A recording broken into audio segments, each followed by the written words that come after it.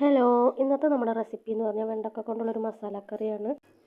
അതിനായിട്ടൊരു pan എടുക്കുക. പാനൊന്ന് ചൂടായി വരുമ്പോൾ അതിലോട്ട് കുറച്ച് ഓയിൽ ചേർത്ത് കൊടുക്കുക. ഓയിലൊന്ന് ചൂടായി വരുമ്പോൾ ഞാനിവിടെ ഒരു 5-6 വെണ്ടക്കയാണ് എടുത്തിട്ടുള്ളത്. അത് മീഡിയം സൈസിൽ കട്ട് ചെയ്തിട്ട് അതൊന്ന് ചേർത്ത് കൊടുക്കേണ്ടത്. അത് നന്നായിട്ടൊന്ന് വഴറ്റി കൊടുക്കുക. ഏകദേശം നമ്മുടെ വെണ്ടക്ക ഒരു ഗോൾഡൻ ബ്രൗൺ കളറായി വരുമ്പോൾ നമുക്ക് അത് വറുത്ത് കോരാം.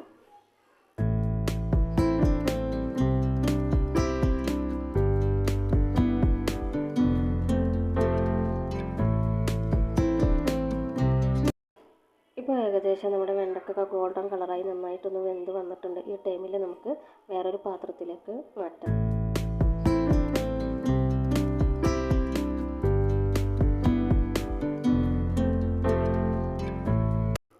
ഇനി അതേ പാനിൽ തന്നെ ഇത്തിരി കൂടെ ഓയിൽ ഒഴിച്ച് കൊടുത്തിട്ട് ഓയിലൊന്ന് ചൂടായി വരുമ്പോൾ ഒരു 1/2 ടീസ്പൂണ് കടുകും 1/4 ടീസ്പൂണ് നല്ല ജീരകവും ചേർത്ത് കൊടുക്കുക. അതിലോട്ട് ഒരു മീഡിയം സൈസിലുള്ള ചെറുതായി കട്ട് ചെയ്ത് വെച്ചിരിക്കുന്ന സവാള ചേർത്ത് നന്നായിട്ടൊന്ന് വഴറ്റി കൊടുക്കുക. നമ്മൾ സവാള ഏകദേശം ഒന്ന് വെന്ത് വരുമ്പോൾ അതിലോട്ട് 1 ടേബിൾ സ്പൂൺ ഇഞ്ചി വെളുത്തുള്ളി പേസ്റ്റ് ചേർത്ത് കൊടുക്കുക.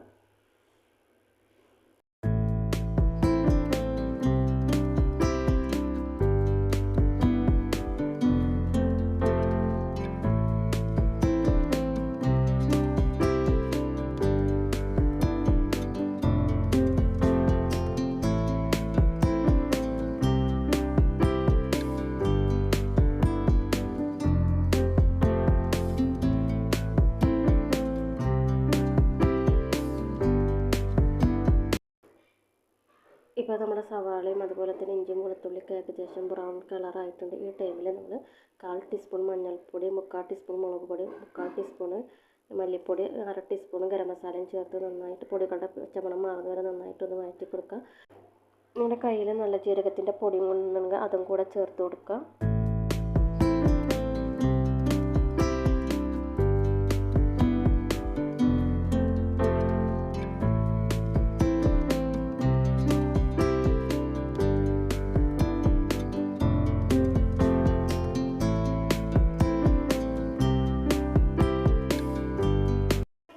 ഇപ്പോൾ ഏകദേശം പൊടികളുടെ ഒക്കെ പച്ചമണം മാറിയിട്ടുണ്ട്. ഈ ടൈമിൽ അതിലോട്ട് ഒരു തക്കാളി അടിച്ചത് ചേർത്ത് കൊടുക്കുന്നുണ്ട്.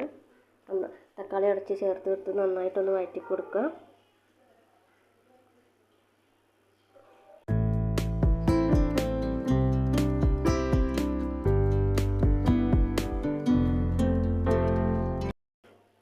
ഈ ടൈമിൽ ആവശ്യത്തിനുള്ള ഉപ്പും കൂടെ ചേർത്തിട്ട് നന്നായിട്ടൊന്ന് ഇളക്കി കൊടുക്കുക.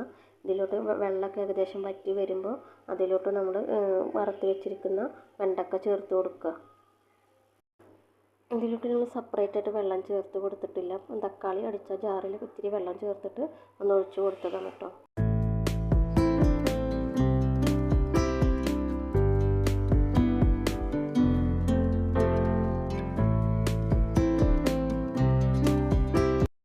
ഇപ്പോൾ ഏകദേശം നമ്മുടെ വെള്ളമൊക്കെ വറ്റിയിട്ടുണ്ട്. ഇനി അതിലോട്ട് നമ്മൾ വറുത്ത് വെച്ചിരിക്കുന്ന വെണ്ടക്ക ചേർത്ത് കൊടുക്കുക.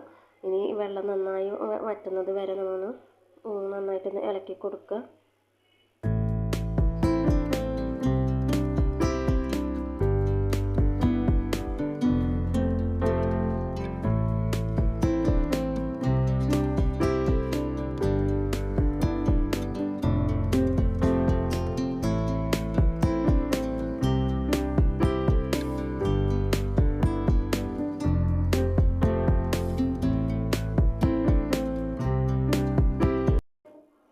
വെണ്ടക്കയിലെ വെള്ളമൊക്കെ നന്നായി വറ്റി ഡ്രൈ ആയി വന്നിട്ടുണ്ട്. ഈ ടൈമിൽ ഒത്തിരി മല്ലിയിലയും അതുപോലെ കറിവേപ്പിലയും കൂടെ ചേർത്ത് ഇളക്കി കൊടുക്കുക. അപ്പോൾ ഇത്രയേ ഉള്ളൂ നമ്മുടെ കറി.